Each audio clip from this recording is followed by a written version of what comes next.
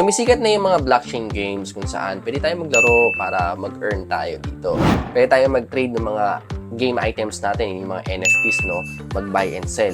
Pero ang nakikita kong challenge dito kasi is kung paano yun gawin. For example, gumamit tayo ng OpenSea, kailangan natin i-connect dito yung wallet natin. And then, kailangan pa natin bayaran yung gas fee, maliban pa doon yung transaction fee, etc. Pero meron akong ginagamit na application ngayon kung saan mas pinadali yung mga transactions ng NFTs natin. At ito ang Supaki. This is the Asia's first marketplace kung saan pwede tayo mag-trade ng mga game items natin at syempre mangolekta. Sa Supaki, you just need to open the application, tapos search mo lang doon yung Web3 games na nilalaro mo.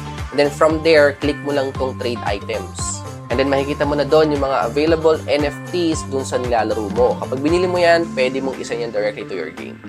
Tapos, pwede nyo ring ibenta dito yung mga NFTs nyo. Ang technique dito mga paps, fini-filter out ko yung pinakamura papunta sa pinakamahal. Siyempre, doon ako bumibili muna sa mga murang items. And makikita nyo rin na naka-Philippine peso na to. Sobrang daling bumili ng NFT dito sa Supaki.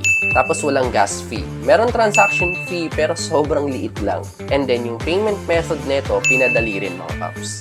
Pwede tayo dito magbayad through banks or e-wallets. So meron silang GCash, PayMaya, GrabPay, at upcoming ShopeePay.